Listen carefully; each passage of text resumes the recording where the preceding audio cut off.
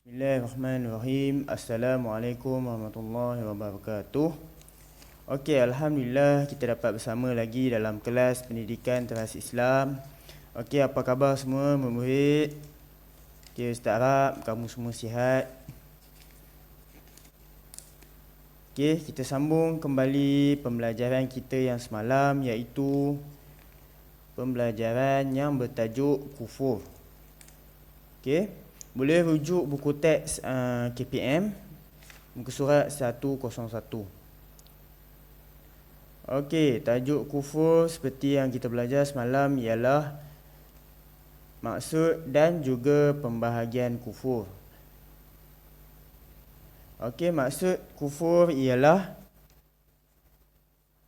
tidak percaya atau tidak beriman kepada Allah dan Nabi Muhammad sallallahu alaihi wasallam.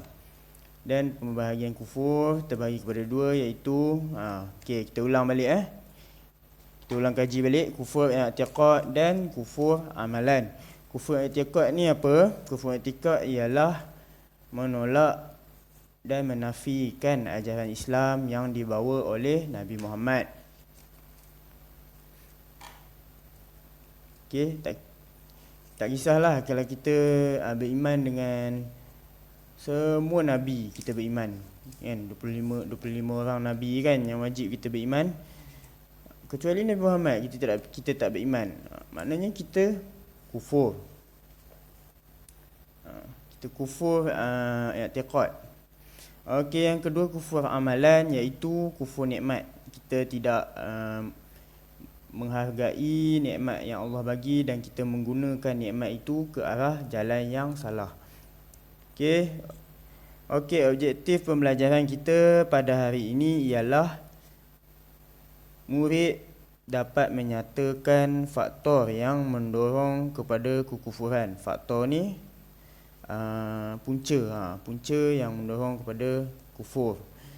Yang kedua, murid dapat menyebut kesan kufur. Okey, faktor yang mendorong kekufuran, kat sini Ustaz senaraikan 4. Okey, yang pertama, tidak mendapat didikan agama yang sempurna. Yang kedua, menuruti hawa nafsu. Ikut hawa nafsu. Tak ikut ajaran agama, lepas tu turut hawa nafsu. Yang ketiga, lemah pegangan agama dalam kehidupan. Jadinya kehidupan agama kita perlu semaikan dalam kehidupan, bermula daripada kita kecil. Sebab tu lah pepatah Melayu mengatakan, melentur buluh biarlah daripada rebungnya. Kalau dah besar baru nak belajar agama, memanglah boleh belajar, tapi susahlah. Sebab bila dah besar ni, kita punya hati dah tak selembut macam kita muda-muda macam kita masa kita kanak-kanak dulu. Dan kita punya akal fikiran pun tidak mudah mendapat ilmu seperti kita kanak-kanak dahulu. Jadi kanak-kanak ni dia punya ingatan ni lagi kuat daripada orang dewasa. Okey, yang keempat, terpedaya dengan pujukan dan kesenangan dunia. Ni pun faktor yang sangat kuat lah.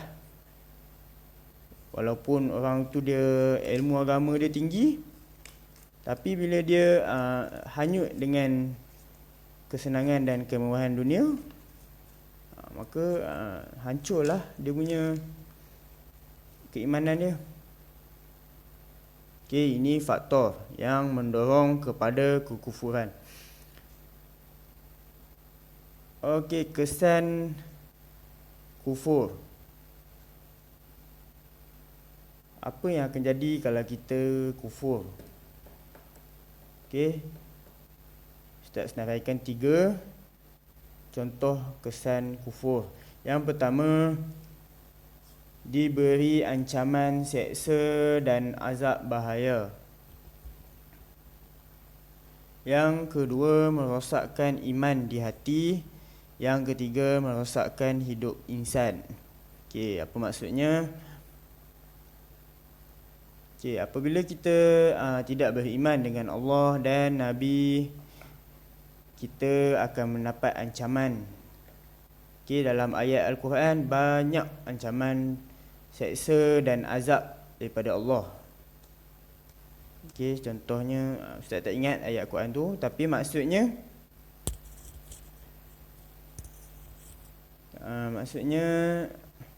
kalau lebih kurang macam ni, kalau kita tidak beriman dengan Allah, maka Allah akan menimpakan azab yang sangat dahsyat. Banyaklah azab Allah ni. Azab di kubur, azab dekat neraka, azab dekat dunia pun ada. Manusia ni sedar tak sedar je. Yang sedar, alhamdulillah lah. Okay, kadang bila dapat ujian daripada Allah masa kita hidup dekat dunia kan, barulah nak ingat Allah. Sebelum ni waktu senang langsung tak ingat Allah. Jadi macam mana kita nak didik, macam mana kita nak pupuk kita punya keimanan kepada Allah itu, tak kira lah pada waktu senang ataupun pada waktu susah. Okay, renung-renungkanlah. Okay, yang kedua, merosakkan iman di hati. Okay, ini pastilah kalau kita dah tak beriman dengan Allah, pastilah kita punya iman dekat hati dah rosak. Okay, merosakkan hidup insan. Insan ni bermaksud kehidupan manusia lah, kehidupan manusia. Insan kan, modal insani. Apa maksudnya? Maksudnya manusia ni perlu hidup dalam kehidupan berkasih sayang, berakhlak mulia. Kalau tak nama manusia, binatang pun ada dia punya sifat, ada dia punya kasih sayang dia. Kalau kita tengok manusia-manusia yang tak beriman dengan Allah, apa yang jadi dekat mereka?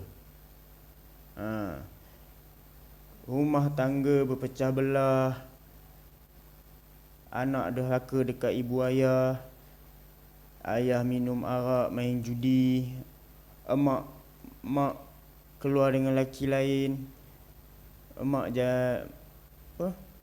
curang, main kayu tiga, keluar dengan lelaki lain tanpa pengetahuan suami dia. Macam-macam akan jadi kalau kita tidak beriman dengan Allah dengan sebaik-baiknya. Itulah yang dimaksudkan merosakkan hidup insan. Banyaklah contoh-contoh lain. Okay, Ustaz tak mau terang panjang lebar sangat. Video ni untuk ringkas saja. Okey, apa yang kita kena buat tindakan untuk menjauhi kufur ni? Apa yang kita kena buat kalau kita tak nak kufur kepada Allah? Okey, yang pertama kita kena sentiasa menambahkan ilmu pengetahuan. Yang kedua, menjaga amal dan ibadah. Dan yang ketiga, mengawal diri daripada mengikut hawa nafsu. Okey, cara-caranya nak kawal diri daripada ikut hawa nafsu ni, kita berkawan dengan orang yang baik, kita berpuasa, kita menunaikan solat. Solat dapat mencegah daripada melakukan kemungkaran. Okey, dalam Al-Quran pun Allah berfirman, Innas salata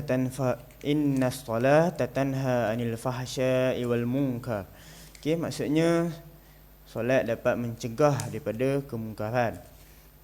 Okey, dan yang keempat, yang terakhirlah, berdoa memohon dikuatkan iman. Okey, aktiviti yang akan Ustaz bagi pada kelas kita.